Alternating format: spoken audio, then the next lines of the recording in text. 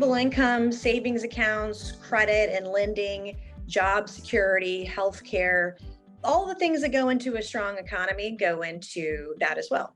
And so when you earn money, not spending it all in one place, I mean, you can, that's good for growing the economy, but you also need to save money, not burn all your credit cards and have to file for bankruptcy later on, but save for a home, save for a car. Those kinds of things matter, and having the ability to do that is also on the individual as well. Being responsible with your money. Economic security means not having to wonder where your next meal will come from, how you will make rent for the month, or how you will afford school supplies for your kid. It means making sure that you can take care of basic needs, like those needs that would ensure you could have a future, like starting a business, buying a home, or going back to school to get a college degree. And here is what is even more important about economic security. It means being able to deal with unexpected challenges. A couple of years ago, there was the startling report that 40% of the people could not make a $400 unexpected emergency expense. That is really of concern because all of us can face these very unexpected turns in life. Oh, I would say it's touch and go right now because so many people, because of inflation, because of supply chain issues, because wages aren't keeping up with inflation, most Americans are living paycheck to paycheck, no matter how much you make right now. A lot of folks are find it difficult, especially if you're making $8 an hour. It's very hard to make ends meet.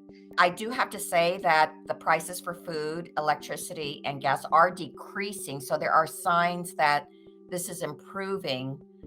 But still, prices are too high, and we need to make sure that we do everything we can, certainly on the government level, to make those prices go down. That's why we worked so hard on the Inflation Reduction Act to lower energy costs, to lower healthcare costs, and to invest in a domestic clean energy economy. Economic security right now is tenuous because we don't know if we're going to go into a recession. We don't know long term. The federal interest rate hikes that have been going on very quickly and very high, what kind of an impact that will continue to have on stability for jobs and wages. Whether goods are available in the market and at what price has an impact on the cost of living as well. Inflation is another. And some of the things that we need to do to reduce some of these, improve the economic environment for folks is one is reducing inflation and looking at interest rate hikes as a way, maybe slowing that down, especially with the banking crisis that we had. Lowering taxes is another way. It affects their decision about whether to have a child or to look for a more fulfilling job or to stay in a job that might be even oppressive and just terribly unfulfilling.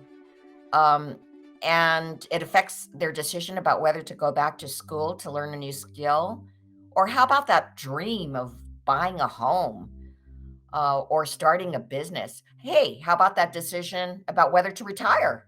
That's a big one. Or sending your kid to college. These are all the things that make up the American dream.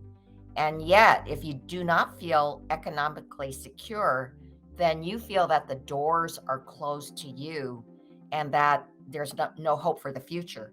And we want every American to have hope for the future, for a family, for a fulfilling job, for a college degree, for their ability to make sure that their kids are the best that they can be.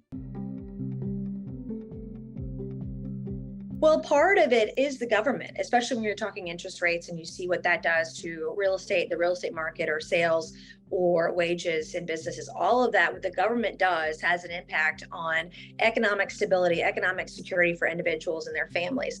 On the other side of it, there's the business side of it, and understanding that when they offer benefits to somebody, that also has an impact on economics. I totally believe that the government should do more to give Americans a baseline level of economic security.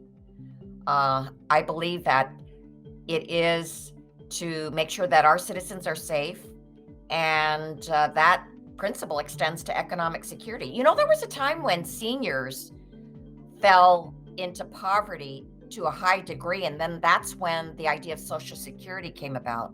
We wanted to make sure that seniors could have the ability to be taken care of by their doctors and go to the hospital without going into bankruptcy. And at first, again, there was this protest about it, but now people say, don't mess around with my Medicare. So these are programs that have drastically improved people's lives.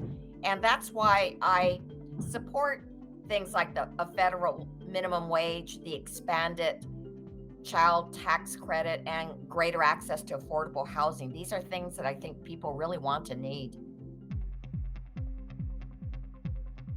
Unfortunately, there's not one single purple pill to just wave a magic wand and make it all better, because these economic indicators, there are a lot of factors that go into it. Part of it is interest rate hikes, which Congress and the President of the United States really don't have any control over. It's a third party governing body that makes those decisions at the Federal Reserve.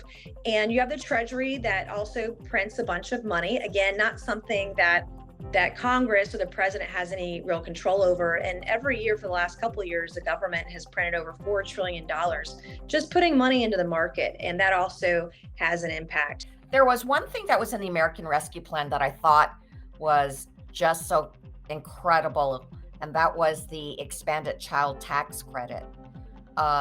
We did have a child tax credit for a long time, but it was not refundable. So you actually had to owe taxes in order to make a benefit from it. But what we did was made it refundable so that every person under a certain income level could have access to that. And it gave a minimum of $300 per child to a family, so that they could make expenses meet. And from our surveys, we found that family members use this for basic necessities to make sure that they could pay for the food, for the rent, for the expenses for their kid to go to school. It reduced poverty 40% in this country.